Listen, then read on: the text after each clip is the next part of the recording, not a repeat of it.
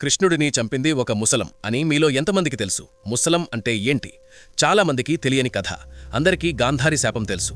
కృష్ణుడు కొడుకే తన వంశం అంతానికి కారణమయ్యాడు. కృష్ణుడి కుమారుడైన సాంబుడు మరియు ఇతర యువ యాదవులు మత్తు, అహంకారంలో మునిగి తనను ఒక గర్భిణీ స్త్రీగా ప్రకటించుకొని అటుగా వెళ్తున్న కాన్వా దూర్వాస మహర్షిని తన కడుపులో పుట్టే శిశువు ఆడ, మఘ అని అడిగారు.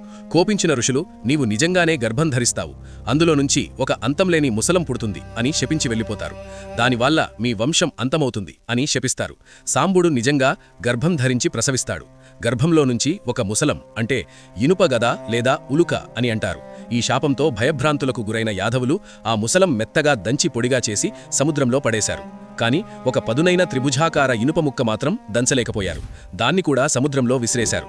ఆ ఇనుప పొడి ఒడ్డుకు చేరి పదునైన ఎరకగడ్డిగా పెరిగింది. తర్వాత మత్తులో ఉన్న యాదవులు పరస్పర కలహంలో ఆ ఎరకగడ్డినే ఆయుధాలుగా ఉపయోగించుకుని యుద్ధం చేయగా దాదాపు మొత్తం యాదవ వంశం నశించింది. మిగిలిన ఆ ఇనుప ముక్కను ఒక చేప మింగింది. ఆ చేపను జరా అనే వేటగాడు పట్టుకున్నాడు. జరా ఆ పదునైన ఇనుప ముక్కను కనుగొని దానితో ఒక బాణపు ముందు భాగాన్ని తయారుచేశాడు. అలా ఆ బాణంతో కృష్ణుడి కాలికి గురిపెట్టాడు. ఆ కారణం వల్ల యాదవుల వంశం కృష్ణుడు పరమపదం చెందారు. కృష్ణుడి పాదానికే బాణం తాకడానికి ఇంకో కారణముంది. అది పార్ట్ 2లో చూద్దాం. కృష్ణుణ్ణి గాంధారి ఎంత ఘోరంగా శపించిందో అని చెప్పే వీడియో ఆల్రెడీ మన ఛానల్లో ఉంది. Please check the link in pinned comments and description. ఇలాంటి మరిన్ని వీడియోస్ కోసం please like, share, comment and subscribe.